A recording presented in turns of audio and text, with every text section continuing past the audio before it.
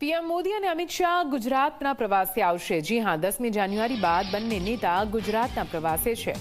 PM Modi 11 અને 12મી જાન્યુઆરી દરમિયાન ગુજરાતની મુલાકાત લેશે। ગાંધીનગર, અમદાવાદ અને રાજકોટના અલગ અલગ કાર્યક્રમમાં તેઓ હાજરી આપવાના છે। મેટ્રોનું ઉદ્ઘાટન, આંતરરાષ્ટ્રીય કોન્ફરન્સમાં પણ હાજર રહેશે। અમિત શાહ 13 અને 14મી તારીખ દરમિયાન આવશે અમદાવાદ। ઉત્તરાયણના દિવસે અમિત શાહ અમદાવાદમાં રહેશે।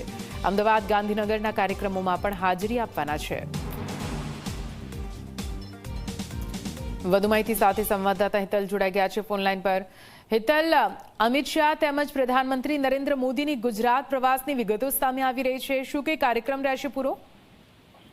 જી ચોક્કસ નિધિ એવું કહી શકાય કે પ્રધાનમંત્રી નરેન્દ્ર મોદી અને કેન્દ્રીય ગૃહમંત્રી અમિત શાહ બંને 10 તારીખથી લઈને 14 તારીખ દરમિયાન ગુજરાતમાં હશે।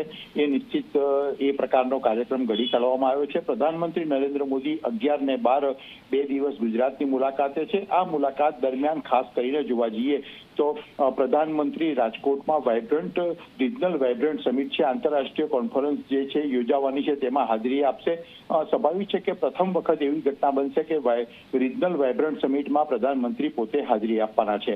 આ ઉપરાંત જોવા જઈએ તો ગાંધીનગરમાં મેટ્રોનું ઉદ્ઘાટન અને અમદાવાદમાં પણ કાર્યક્રમનું આયોજન તેમના કરવામાં આવી રહ્યું છે। આ ઉપરાંત કેન્દ્રીય ગૃહમંત્રી અમિત શાહ 13 અને 14 એમ 2 દિવસ ગાંધીનગર, અમદાવાદમાં વિવિધ કાર્યક્રમોમાં હાજરી આપશે। સ્વાભાવિક છે કે જે કાયમની પરંપરા રહી છે કે ઉત્તરાયણના દિવસે પોતાના પરિવાર સાથે ઉત્તરાયણ તેઓ કરતા હોય છે ને એ ઉપરાંત પોતાના મતક્ષેત્ર વિસ્તારમાં પણ ગાંધીનગર અને અમદાવાદમાં તેઓ અલગ અલગ ધાબા પર જઈને પતંગ ચગાવતા હોય છે। એ પ્રકારના કાર્યક્રમોનું અત્યારે પ્રાથમિક તબક્કે આયોજન કરવામાં આવ્યું છે। આ ઉપરાંત પણ કાર્યક્રમોમાં ઉમેરો થઈ શકે છે। જી નિધિ।